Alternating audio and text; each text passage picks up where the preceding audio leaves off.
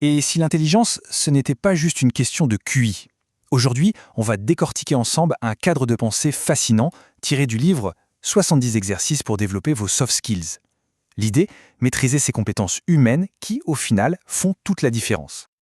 Alors, voilà le programme. D'abord, on va un peu bousculer notre vision de l'intelligence.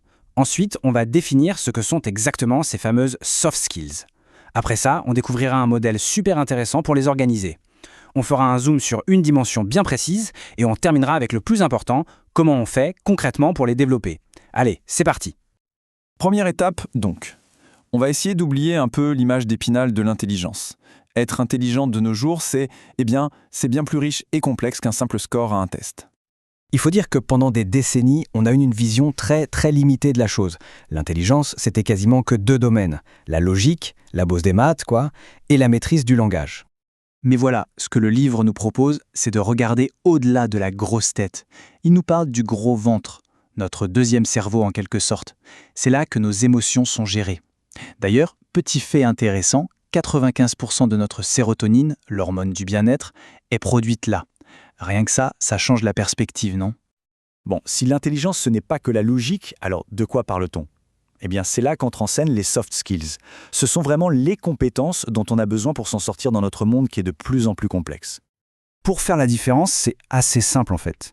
Les hard skills, c'est le savoir-faire technique, les outils qu'on a dans sa boîte.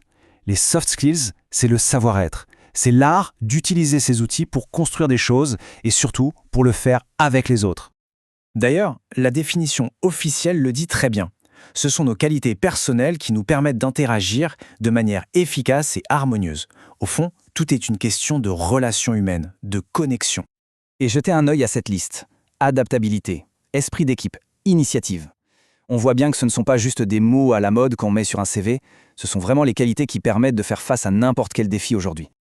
Alors, comment on y voit plus clair dans tout ça? Le livre propose un modèle vraiment puissant. C'est une sorte de carte, un guide pour naviguer dans ce monde des intelligences multiples. Et tout ce concept, il repose sur un chiffre, 7.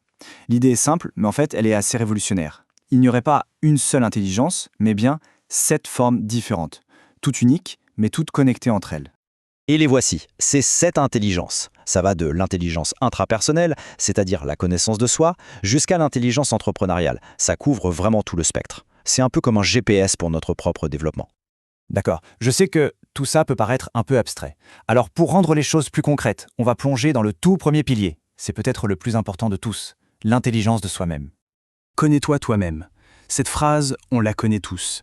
Cette sagesse antique, elle est au cœur de cette première intelligence. C'est le point de départ de tout en fait. Un voyage à l'intérieur, pour comprendre qui on est vraiment. Mais attention, le but, ce n'est pas juste de s'analyser pour le plaisir. Non, c'est d'utiliser cette connaissance de soi comme un levier pour identifier ses forces, accepter ses faiblesses et surtout pour se fixer des objectifs et progresser.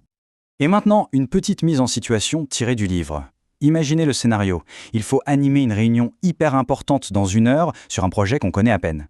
Quelle est la première réaction? La panique, l'envie de relever le défi. La réponse en dit déjà très long sur notre intelligence intrapersonnelle.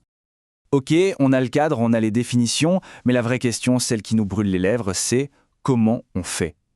Comment est-ce qu'on développe concrètement ces compétences? Est-ce que ça s'apprend vraiment?